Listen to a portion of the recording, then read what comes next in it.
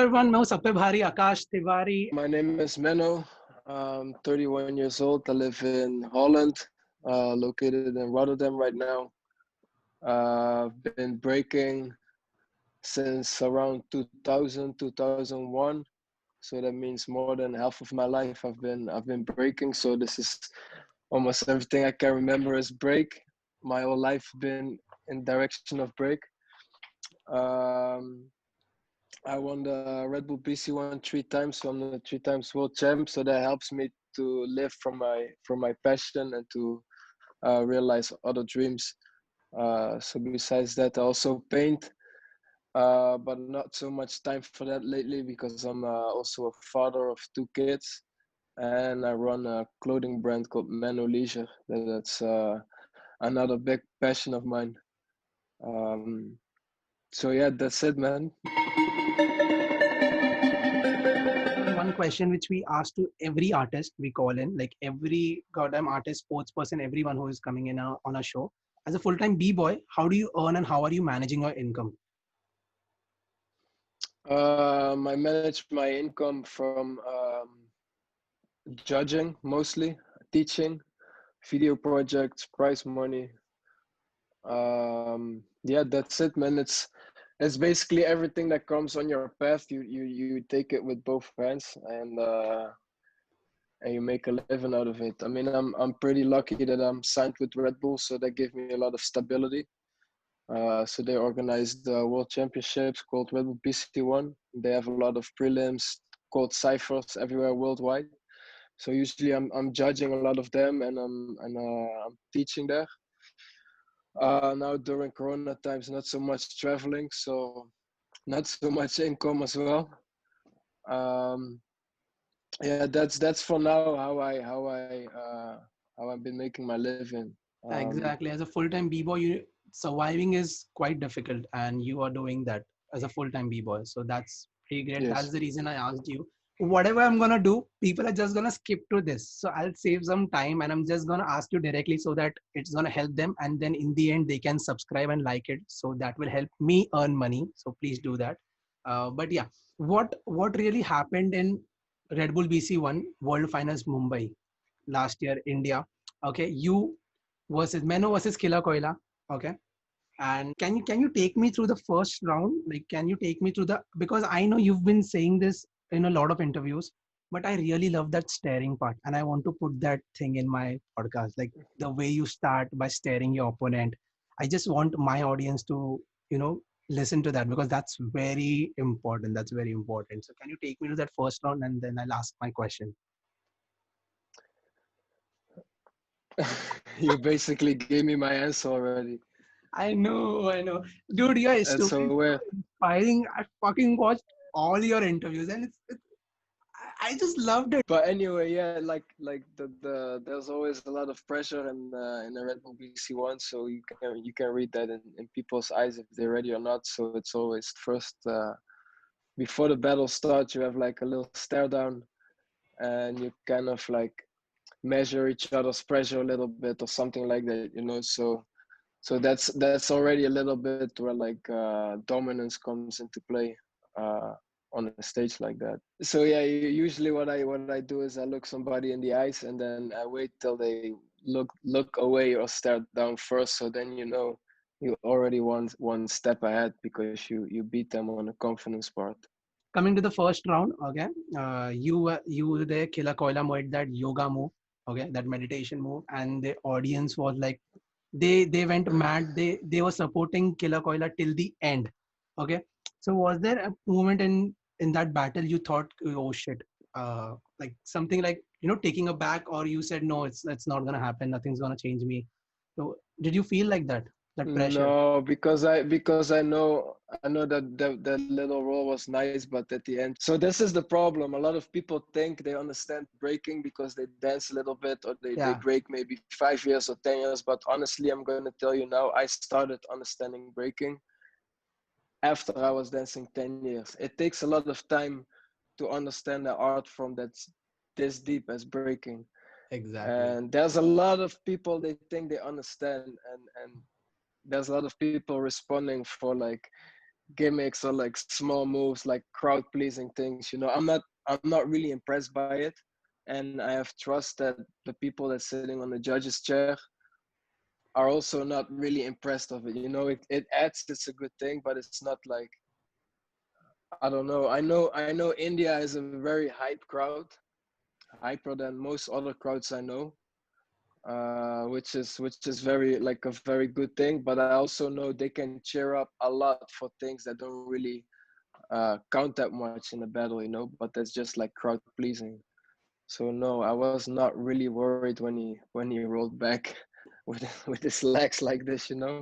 Exactly. I had a little slip on my feet. That was like sweat on the floor, and my feet slipped away a little bit when I landed on my back. So like feeling wise for myself, it was like, oh damn, I just missed this little step. So you want to give some extra fire, but at the end, like the extra fire, you will always give it because it's the final battle. See, so the reason is I believe no one becomes a world champion three times by fluke. Okay, so I loved your round, and not only the BC1 round, I saw the world breaking champion rounds as well, and the previous rounds as well. I loved it. I loved it. I was trying to record. Like, I was trying to like pause, take it back, then play it again to understand what's going on and stuff. The teapot move and everything. So what I want to ask you is, this is not my words. These are the people commenting in the Red Bull BC1 YouTube videos and stuff, that it was rigged. Why did there was a 5 round thing going on? Because in 2018 Luigi tried going for the fourth round, he was stopped, but Menno did it and he wasn't stopped. It was 5 rounds. Why? So that's what I people don't are commenting. remember. I don't remember Luigi doing that, but I tried the same. If you look at World BC1 World Final in Amsterdam, when I battled Wing, I tried to continue too. I think that's when it's really like the battle comes from the inside. If you Yeah. when you're not done yet, when you feel you can do more, and it's not about those planned rounds. Like how are you gonna break if you're not prepared that round mentally? Like what's still left? I want to see. So that was interesting for me that they kept it going in India. They didn't do that in Amsterdam. Um, but I don't know. I don't feel like talking what people say online. To be honest, man, I'm so tired of this people It's talking like crap. it Crap. kinds of hurts you, It's right? You're in the scene and for last 2 decades. You're in the scene for last 2 decades. It kinds of hurts you, right? I'm doing so much and still it doesn't hurt me, but I'm just disappointed. And I feel like I don't break for nobody but myself, so it doesn't really touch me. Um, but the way the scene can be sometimes nowadays with all the people talking and everybody have an opinion online, I don't know. I feel for me to be able to keep doing this the way I do it, I need to be in my own bubble. And that's why I actually been enjoying break more than ever these last quarantine times, or this Corona times, because this was the time when breaking became personal for me again. Uh, exactly. but yeah, Damn. Yeah, that's the reason I was so. I actually I'm not breaking, but I was so disturbed looking at those comments. I just said, "Ki I'm gonna bro, ask I this still question for the left first time." today. Until today, I still get messages in my inbox commenting on the photos with friends. Killer Koya, or fake champion, Bumblebee. Hello, fake champion Bumblebee won. Like on a photo with just a friend or something. So I don't know what keeps people busy, but it's Yeah. just it's just whack. If you don't understand the dance, don't talk so much about it. Like in general, don't speak more than you know. But a lot of people think they know everything, so I guess that's what it is. True. It's only you who can understand the journey and who are living with you, and that's what I actually wanted to clear it out. Because, and thank you so much, because I thought you'll be offended answering this question because you don't know me personally, and still I'm asking such questions so frankly and so like on growth. Like the first question, it made you uncomfortable, but I thought that's the first question I need to clear it out, because I couldn't Right. understand why they were commenting such things. So yeah, I the last question related to that thing. You won three times. Okay. What do you think people are not understanding, and what do you think that it actually takes for winning, but people are not understanding it? What it takes to win 3 times and what people don't understand about it. I think everybody understands that it's a lot of hard work. Um, but I think in general, the thing people don't understand is just my break in general. You know, they just look for big moves, or they look for something that looks shocking physically. Um, they don't see the art of my dance, and I think that's confusing for some people. You know, like if you do my round, you cannot describe what I do, and I think that's a good thing. But a lot of b-boys, you can actually describe what they do, and they're very loved by the bigger crowd, because you can see, they can understand what they do. You know, so I think that's what makes the difference. You know, um, there would be a lot of people that would say, like, they see a Picasso, they say, what the fuck is this? You know, what kid draw this? If they don't know it was Picasso, oh, now everybody know it's Picasso, then okay, everybody understand this is something. But if you don't know it was Picasso, maybe people would be like, oh, what is this? It's like me, you know, oh, he's just rolling over the floor, you know, he's just rolling around, but they don't see what I'm actually doing. So Yeah. I do also have a lot of people that hit me back up, and like they're like, yo, I didn't understand your dance, but now after 5 years and I finally see it, and I can understand why I did not see what I saw back then. And even I understand, because when I was just starting with break, I was really intrigued by other style of breaking too than I'm right now. Yeah, yeah. And people are also commenting like 2007's Menno was better, or he was faster, or something like that. The only respectful video I saw was you and exhibition change battle, you and Flea. Like there were people commenting, damn, this is OG, this is respect, this is the actual thing and stuff. That's the video a lot of people respected, and uh, I loved it too. That was the only time I could feel that yeah, people are understanding it. And why are they those same people who are commenting on the BC1 video, or are they different kind of people? And if they are, then why are they not supporting you in the BC1 video against those kind of comments? No, there's good comments too in the BC1 videos, but I mean, the people then I'm glad that I get love from, they're not the people behind, you know, like this. You Yeah. know, they have other things in life than commenting on videos. I never comment on videos, like I comment for my friends to show them love if they did something dope, but I'm not here to like comment everything all day, you know, and same for people that's doing what I do. Um, that battle, like Fleo is a good friend of mine, and I told him before I went to Montreal, I was like, yo, let's do this training battle. Like, I want to have this conversation of dance with you, and not just in a competition, like 2 or 3 rounds, but really like a long talk. Because I really respected this dance, and then we went from there, and we decided to upload it, but it was more like a private thing. Mhm. So that's when people see this is something real, you know, it's from the heart. It's not just some competition setup, flashlights, and fans around screaming, and after crying on the internet about who won or lose, you know. Um, Can I ask you this question, that how do you exchange words while just moving, like you and Fleo? Like how were you talking? Like you both were exchanging moves, okay. But how was that a conversation? If you could explain me. If I know it's kind of difficult, but I really want to know. well, he's doing certain movements, and then I have movements that match that movement, so that where I answer his movements. Um, and you know, I think that battle was like maybe 30 rounds. I don't know. It was a lot of rounds. Okay. So at some point, you need to really dig deep in your memory, and then you see Fleo doing something, and his movement reminds me of something you didn't do yet, and then you respond with that. Oh, you still have something to say. I have this. Boom. Then the next one come. Oh, I still have this one. Now we go into power moves. Then we go there. Then so it's a little bit. It's not like rounds. Like there's no pressure in the rounds. Like you need to. Like if you would see BC1 rounds, there would be just people screaming and yelling. If you know what I mean. Yeah. like screaming how good they are in like a really short amount of time. You're like blah, blah, blah. Like we didn't break like this every round, you know. It was more calm. We were just showing our ways. We were doing it on music that we liked.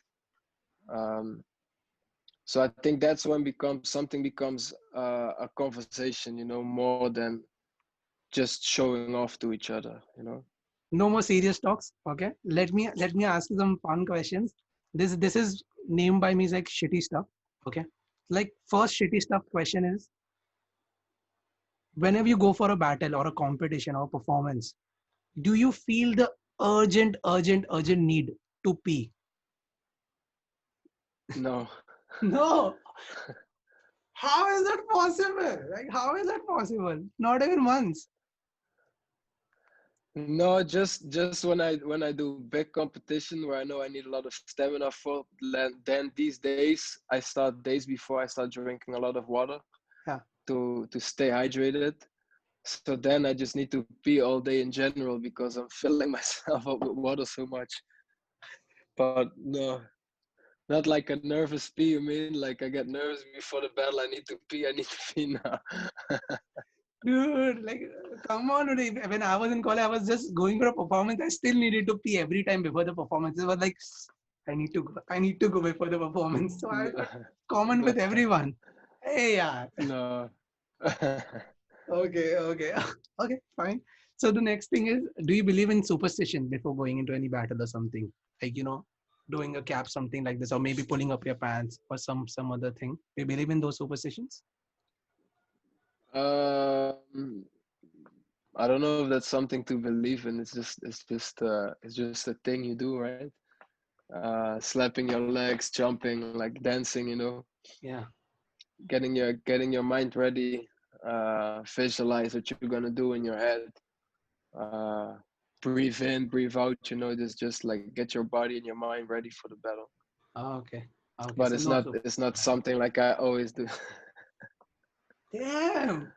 Have never been so wrong in my entire life. I thought you would be doing everything. Say whatever I say, but yeah, shit. Okay. This is a very special question for me because I got connected with this question a lot. You're a painter as well, and one thing you said in one of your interviews was you believe in abstract things. Okay, you never think when you're getting into a battle or when you're doing something or when you're painting something, you never think. You just start scribbling or you just do your own thing and it gets connected in the end. And that's what abstract Mm. is. And you've always believed in your abstract. When did you felt and when did you thought? When did you started believing in your abstract? No, whatever you are doing is right. I think that was the straight when I start breaking, maybe within the first 2 years. Um, I did realize on an early age that compared to the kids I was training with, they learned stuff like backflips or roll back to one hand. They would learn it pretty quick, and I was not that kid that would learn that quickly. But I loved it so much that I would create other stuff. And actually, because of breaking, I found out my abstractness, my creativity. Because everybody rolling back to one hand, I could go to one hand, but not from a roll. So how I'm gonna make that still look cool? You know, I have to find another way. So the fact that I was not that physically talented, that forced me to be more abstract. So it started really naturally. It was never really like a thought. Like as a kid, you don't think like I'm gonna be abstract now. I probably didn't even know what the word meant back in the day when I started breaking. Um, but it just happened that way, you know. Okay. So like what was your mindset? Like how do you kept your mindset going? Like, you're not a talented kid. Wherever you went, there were better kids, better dancers around you. So how did you keep that mindset? No, I'm still gonna do it. I'm gonna still keep because doing it. because I felt that it was still really effective, even though I couldn't do the roll back to one hand. This is just an example. My other way that I would find like three other ways to get to that one hand position. And then I would create one more where I did the same to an elbow position. And then all these people, um, they were just training these tricks and only being able to do these tricks. But now it's battle time. I created like 5 or 6 different ways to do things, and they just had one big move. So at the end, I was more effective in a battle. You know, I could go for more rounds. Hmm. So that's when I start realizing, and people start saying like, "Yo, Menno is good. He really has his own style." Like when I started already, you know, people were saying things like that. So I was like, "Damn, that's really cool." You know, that's something I really uh, enjoyed from in breaking. So I felt that was the right path on the early stage. Oh yeah, so you always on that positive side. That again, shitty stuff. And the question is, what is the weirdest thing you have ever done, which you think you should have not done it?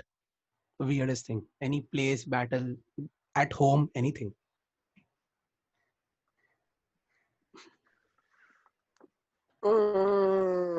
Doing this interview. No. Besides that, no, just kidding. I had a job. I think this was like 10 years ago. I was working in Walibi World. This is like amusement park, similar like Six Flags. And I was like a mascot. So I had to wear like the full helmet, the suit, like a Walibi kangaroo suit. Oh shit! I And got that picture. I'm gonna attach it here.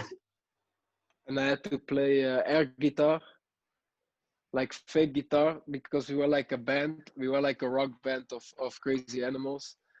And then I had to even like dance the choreos, and I have to play back the sounds because there was like a brace inside of the helmet. And then if you would do this, the mouth would speak. But then it was summer, so it was like 30 degrees, and then you have like a suit on with pillows on, and then over that you have the kangaroo suit with the helmet. The sweat is just dripping in your eyes, and you're like, this was not. This was definitely the worst job. And you know what was even worse? I don't know if you know the guy Cisco. Yeah, yeah, He's obviously. he's one of my yeah, he's one of my crew members, and we have the same job, but we played the same role. So he had the same animal that I was. So we would never work at the same time. Okay. So he will work on for example, he will work on a Monday shift, and then I'm on a Tuesday shift the next day. But you know, underneath the suit, you need to wear like another suit filled with fillers, with pillows and stuff. So you become really like a fluffy Yeah, animal, right? fluffy. Yeah, exactly. So this undersuit, like imagine the pillows. If you sweat a lot, it becomes super wet and heavy, and it becomes yellow and stuff. And Yeah. you know, we needed to wash the suits every time. But then this asshole didn't clean up his, and then he used he used mine, and I arrived the next day, and Oh, I feel in the suit's still wet. I'm like, oh shit! Oh shit! no, this was definitely one of the worst gigs I ever did with dancing. But I Oh, needed it back then. like people are gonna go mad. People are gonna tag you and insist on this. I think so. I need that Yeah, picture. this was worth. Yeah, sometimes when you arrive like early morning, and this was far up in the north of Holland, so I had to travel like 3 hours to get there, which is in Holland standards very long. I know in India that's not that long, but in Holland that's like going to China. Yeah, exactly. In India, it's like my day-to-day job being stuck in traffic for 3 hours. So it's fine for me. Yeah. But for Holland standards, that's really long because everything is like an hour or 1.5 max. So that was really far, and then you arrive there early in the morning, and there's a wet undersuit waiting for you to put. Not the best gig. Oh shit, shit. Damn, Cisco. Tell me one of the major regret you have till now. Like one thing. It can be related to Re- dancing. It can be related to anything in life. that for dancing that I didn't stretch and work my mobility since a younger age, because I felt I just started this year to really work on my mobility and stretch. Um, and I see that it's actually possible for me. And I always thought this wasn't possible for my body. And obviously, like my handicaps made me more creative. So I always was like, this is it's okay. I will just use it like this. But now I'm getting older, and I feel my body is getting older, so I need to pay more attention to it. And with the stretching and the mobility work that I do now, I'm like, damn, there's actually so much possible that I didn't thought it was possible. And I regret that I didn't start this earlier. Ooh. And what about life, except for dancing? Any major regret? About life, not so many, to be honest.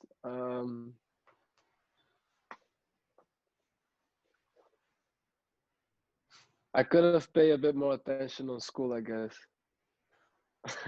Why, dude? Everyone would have wanted that life you have, like your parents supporting.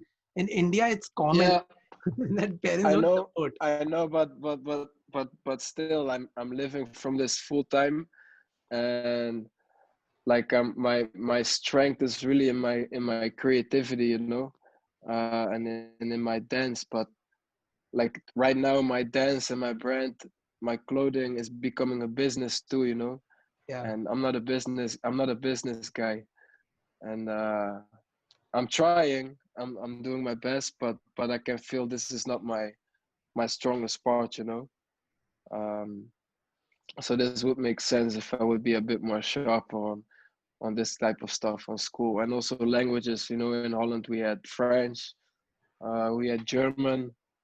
I dropped all my languages from the second grade, but then I end up being in a French crew called Dev Dogs since 2005.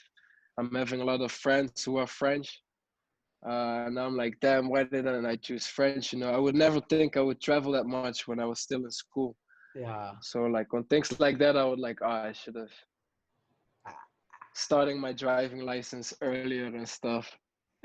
Oh shit. But no Yeah. problem. I think so. This is the best thing you're having right now, and figuring out. I think you're gonna be the one of the best in the scene who has his own business and he's running it, because how much I am looking at it from outside, like the things you're doing to build your brand. It's amazing. It's amazing, and Thank you, man. yeah. So okay, I'll give you one just random circumstances. Okay, from India, there are a lot of people who love breaking.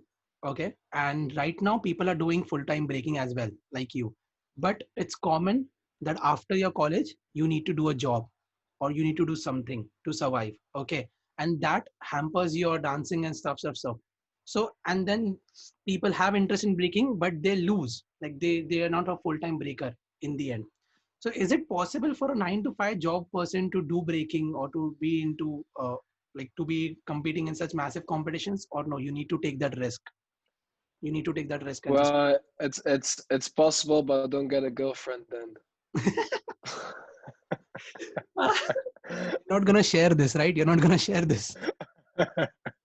No, you can share. I mean, it's possible. It's all possible. Um, but yeah, you need to really like spend your time wisely. I mean, I'm a full-time dad. I have 2 kids, and I do this full time. Yeah, So if that's possible, you can also have a 9 to 5. Uh, if you have a 9 to 5, you can still train every day from 7 till 10, and I think 3 hours a day is a lot already. yeah. So it's really a matter of how do you plan your time, and how deep are you willing to sacrifice. I mean, like my lifestyle, there's not much time left to play video games, or go hang out with friends, or just do nothing in general. There's always something to do. Uh, but I think if you really love what you do, then it doesn't feel like something you need to do. It feels like it needs to itch. If you have a full-time job, and and and on your job you're already training in your head, and you can't wait to go train, and you've been having this feeling like forever, and it's getting stronger, then yeah, you can do it. But if you're at your job, and you're at your job, and you feel when you come back home you need to push yourself to practice, that's not the motivation you need. Mm, You don't need to motivate yourself to push there. It needs to come from the inside. It's like an addiction, to go train. You're like, oh, I worked all day, I need to train now. to just release it, not just to, Do it and just not for the sake of train, it. and not training because you want to live from dancing. Like train because you really want to get the best version out of yourself in this art form, instead of just I don't know, training to get fame or get a full-time b-boy. I'll be like, this looks more nice than working. They're traveling and.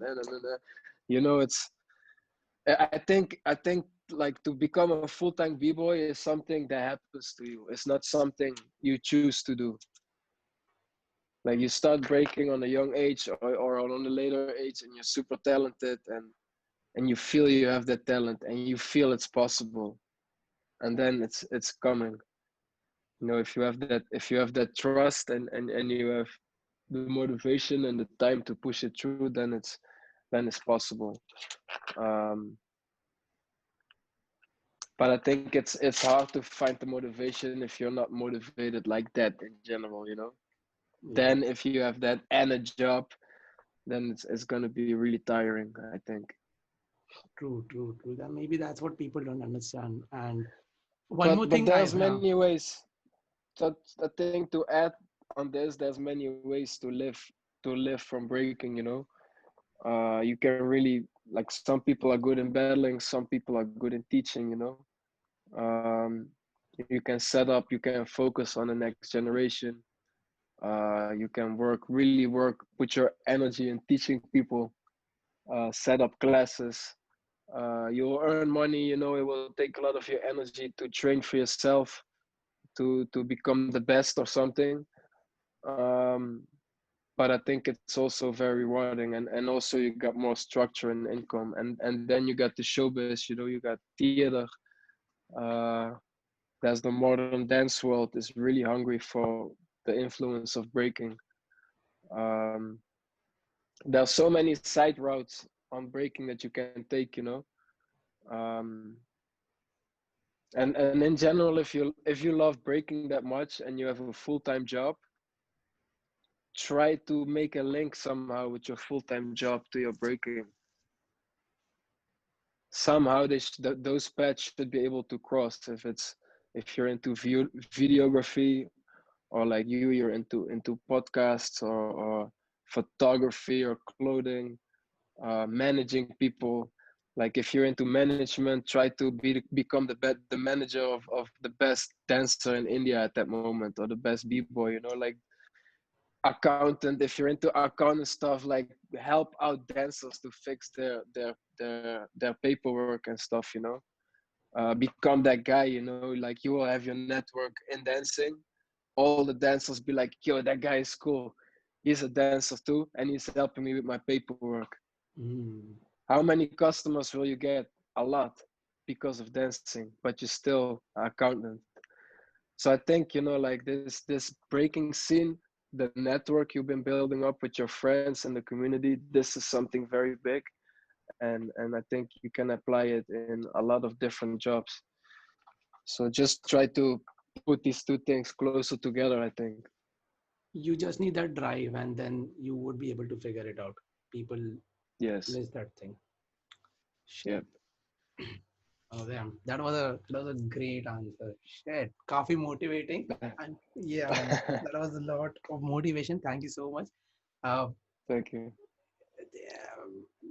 were you so mature since beginning, or like now you're 30 and you've learned a lot of things? That's the reason you're saying these things. Oh, I don't know. I guess um Maybe yeah, there's it's this. time to be mature a bit. There's the father in me now, you know. Yeah, yeah. I always been a very composed, controlled person. Oh, Uh, so I'm always pretty thoughtful on what I say and what I do. Uh, and that's why, like, breaking, I feel that's the moment I can snap out of that. I don't know. That's the contrast with me. Like feeling wise, I guess, yes. If I look oh, at it that way.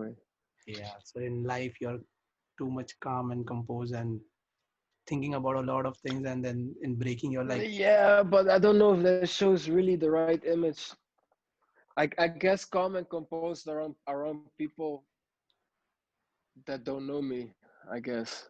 Because when I'm with the people I'm close with, I'm not particularly like that.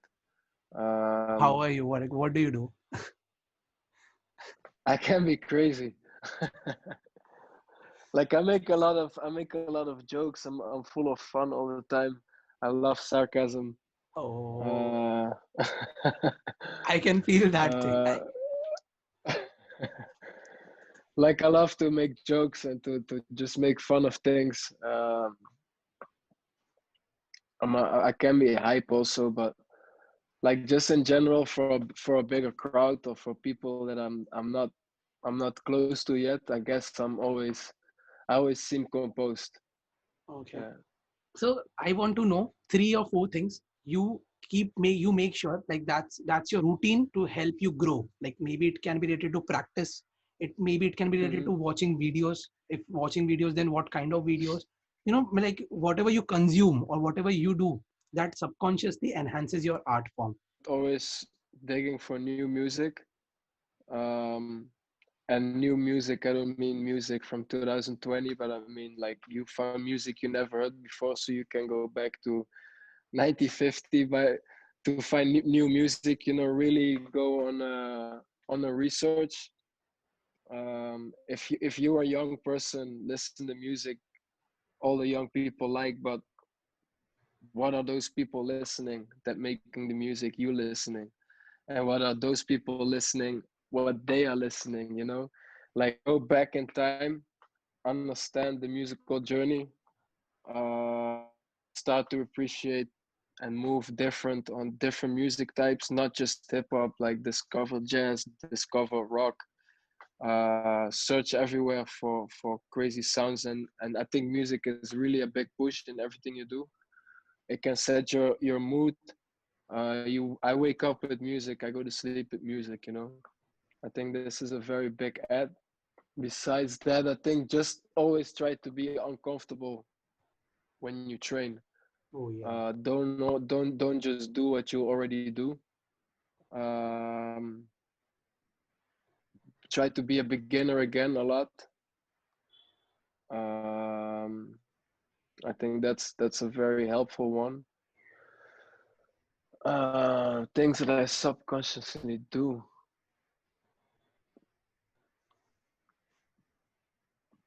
I play a lot. You need to keep it playful. Like with your movement, if it's your movement, or if you make art or anything you do, be very playful with it. Um, don't just do what you do seriously. Also do it with a lot of fun. Uh, be very like embrace your mistakes,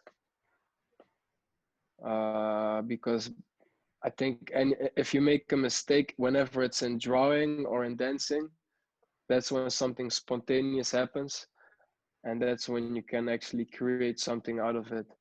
Um,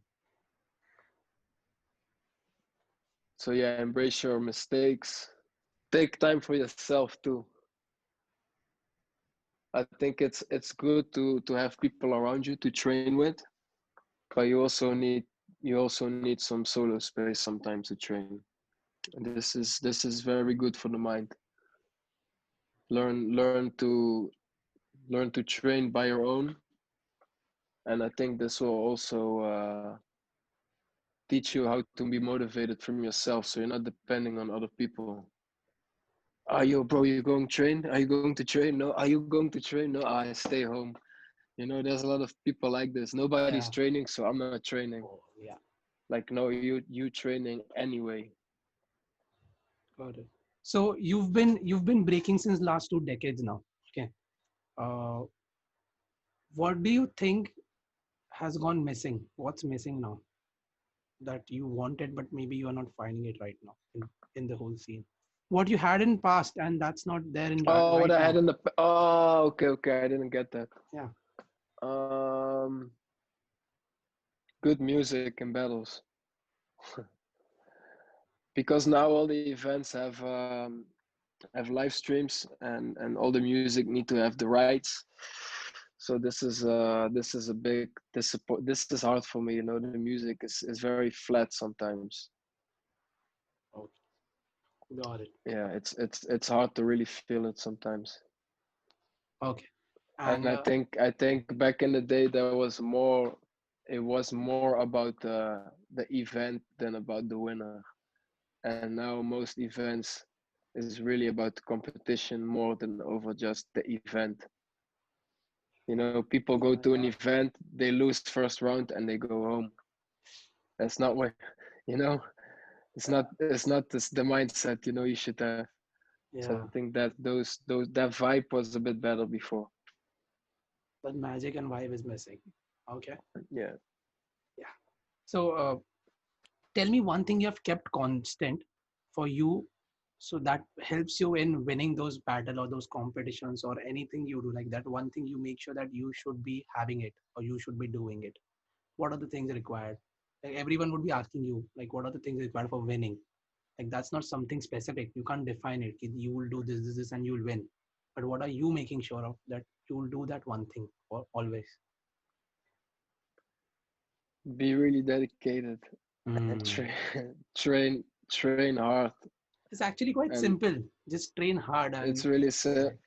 train hard, but also train effective, train in a smart way. Hmm. um, Train your mind, train your material, your body. Just be really dedicated in preparing yourself. I guess Oh, that's the only thing that matters for me. If I don't need I cannot use any distractions when it's like, okay, next month BC1, I will go in a tunnel vision, and practicing becomes more important. mhm. So I just set it as a high standard to spend time to go work out in the morning, uh, break in the evening, stretch in the daytime. You know, I make it really watch my diet more. You know, I think Oh. that's also a thing. Like your food is really important. So you make sure you keep on watching your training as well as your body both. Like there are a lot of Yeah, people who all think all like the it's time in general. yeah. And I think this is in general. You know, I practice with this mindset the whole year actually. But then when it's a battle, it's more obvious. When it's before competition, it's more obviously. Then I can be more clear to my wife. Like, okay, at this battle, then I need to train here, here, here, and here, so I can plan it out a bit more. But I think you should train all the time, you need to be ready anytime, any day. Yeah. um, and at the same time, don't always train with the intention of winning a competition, but train with the intention of becoming a better dancer, create more material, create, enjoy, and then when it's closer to battle season, then you just start structuring your stuff more. Mhm. That was deep. Oh shit. It took me a second to, look at it that way. I was like create and then structure it. Oh shit. That was kind of deep. I loved it. Okay. So again, you've been doing breaking for 2 decades. What are the things you look in future about breaking? More brands coming in, less of crew battles, or what are your predictions? Olympics, or like what are your predictions? You think that now after 2 3 years, breaking is gonna be like this? I think I hope breaking is gonna get bigger and bigger, and it's gonna open up for a bigger, wider audience.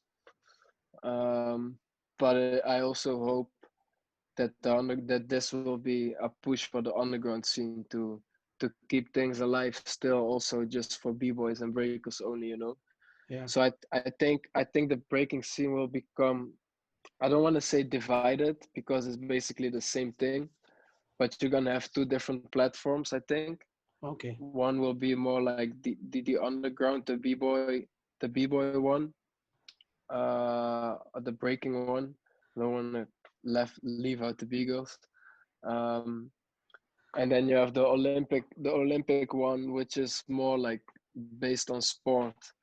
Um, we can open up opportunities for people Mhm. to do what they do, and to make a living out of it and to represent their country and etc. And by then, hopefully more brands will jump in, and we can start like sponsor deals, not just with Red Bull, but hopefully with Nike or Adidas, Stussy or big street brands. Uh, Menno Leisure. Menno Leisure. So if you look at skating now, they got so many brands from the skating community, and Yeah. you got like skaters being signed for $1 million contracts. They're living in mansions. You know, like if the breakers would just be able to get just a glimpse of this, that would be so dope. Because once there's b-boys that start to make real money, then we can also give back to the community, and then we can build our own brands, and we can build from there. But we need to have contracts with bigger brands like that to be able to build our own. um, because right now I'm doing Menno Leisure, and everything that I'm investing comes straight from my own pocket, from money that I earned from dancing, and it's not like I'm selling everything that I'm making. It's a lot of investments and there's a lot of risks. um, but I feel to keep pushing, that's the only way to make it happen. um, by having brands like big brands like Nike or other brands, like why is there no b-boy shoe? Like why Jordans are is there, there but there like is no why B-Boy. is there the Nike jackets or the Adidas ones? You have all this is all like trends that b-boys had set back in the days, and yet there is like a b-boy collaboration. There is Nike, this windbreaker jackets, Nike SBs. That wasn't the skaters that made that fashion, like the fat laces. Like Run DMC took their looks from b-boys, but yet there is no Adidas classic piece of clothing dedicated to breaking, and I think that's like it's it's painful almost, like been Ah, around so long, breakers been setting so many trends, and yet no brands show us love like that except Red Bull. And then Monster is also supporting some b-boys in the US, but besides that there's not much contracts where you can make a living off, I think this is really important. And hopefully with Olympics, people finally start to take us serious more. Um, and the hard thing with breaking is we don't have a product like skateboarders. They have a skateboard. They have specific skateboard shoes, so it's a bit more easy to create sponsors because they have an actual product. And in breaking also, every b-boy likes to break with different shoes. It's really depending on your style, and it's always a personal preference. Um, that's why I think it shouldn't be just one shoe. It should be a full line. It should be like three different shoes made for like three different breaking styles. Um, for hip hop dance, like just I think it's really needed, why do you and think this it's is not gonna happening? empower us in. Why I think it's not happening? Why? Because if Adidas sends me or any b-boy a free pair of shoes, we will still put it on and be on Instagram. Thank you, Adidas. That's why. That's what is happening. That is happening. Because they've been using us forever. We're everywhere in the background, and you know if they give us free shoes, what, you're not gonna take it? Of course you're gonna take it. But there's more than that. But I think breakers are satisfied earlier. Like I said, like me personally, I'm not a business guy. I'm really about what I do. And I think breaking is it's so easy that your whole life and your thoughts get absorbed in this dance, that it doesn't leave a lot of space open for other things, like to get professional, talk to a brand like that. It's not easy, you need people to represent you, and you need people to talk for you. Like it's really hard. I've been trying to make an opening or to to connect, but then you send these big brands messages on Instagram and you see they're reading it because I'm verified, but they're not getting back to me, or they have no interest, and it's just not. It's really difficult, like also to speak about yourself, like, hey, my name is Menno. I'm the world champion of breakdance. Like you go on Instagram and like every well-known b-boy is multiple world champion. Doesn't mean if they win Red Bull BC1 ever or not. There's people they have like 13 times world champion. I'm like, holy shit, 13 times, bro. What the fuck did you win? But like everybody is promoting themselves. What's the difference of me saying I'm a world champion, but then everybody else on Instagram is multiple world champion? So that just takes the value away. Also, everybody can say they're a world champion now because they won an international event once or twice or 3 times or 13 times, or they count every international event like a world title. I don't know. Um, but this is just what makes it hard. People don't take it serious. Um, yeah, it's the market is still too small, and I don't know. Okay. I mean, if you can have people do it for free, like if Puma wants some guy to spin on their head in a commercial, and and and and I would ask a crazy amount of money, which I fairly deserve to be in a video, but then there is I don't know, like a random b-boy from another place Yeah. that will do it for a free pair of shoes, doesn't make any difference for them who's spinning on their head. So they still see everything as like breakers. They don't see like me. They don't see me as an athlete. They don't see me as an artist.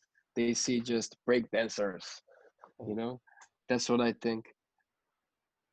Yeah, got it. So that's it. Thank you so much for just answering a lot of my questions. One thing I want from your side, that's authentic review. Like, how did you feel? Like, tell me honestly, because it would help me to improve. Like, how did you feel this podcast? Podcast was cool. I just thought in the beginning it was a lot about the hate comments and the Killer Yeah. Koya, and I wasn't expecting it. Like just woke up and started talking about Killer Koya and why did I win and why did I lose. And I was like so tired of it because for me it's not like I really think I won, and I know the people that Yeah. understand breaking the way I do like agree with it or they say the same. Like if you watch the video, have you seen the one of Smurf, his podcast? He has one where he reviews me versus Killer. Um, it's called what's this called again? Break. I'll send you the link. I'll find it and send you the link. But that shows also his vision. That like it's like, but yeah, in general, I think the podcast was cool. I don't think it's really good if you ask a person to if you already say the answer. I Like, can was you can you answer this question like this? But I really love that staring part, and I want to put that thing in my podcast. Like the way you start by staring your opponent. I just want my audience to, listen to that. Like first you're like, there's just gonna be a casual conversation, and then you're like, can you answer this question for me? Because I just really need to have it. No, but I I was so think it was excited. cool. No, I know it was cool. Okay. Yeah, I am happy you enjoyed it, and thank you so much. I'm so sorry to make you uncomfortable. I was so excited. I had to, I wanted those things because I loved those parts, and I want people to have that part. Okay, Mano, thank you so much for joining us, for accepting this, and for answering all my uncomfortable questions like this way. And I Alright, hope you enjoyed. cool man. Thank you. Good luck. Yes, see you. And I hope Alright, I see hope you. next time I'm having the podcast, I'll be in Holland or maybe you're in India and I have a live conversation with you. Maybe That'd if be you like cool. this podcast. I don't think so. You're gonna reply me next. Hit me up next time. For Yeah, sure. That's for cool. sure, for sure. Alright, Thank you so much. Man. cool. Bye. Alright, peace.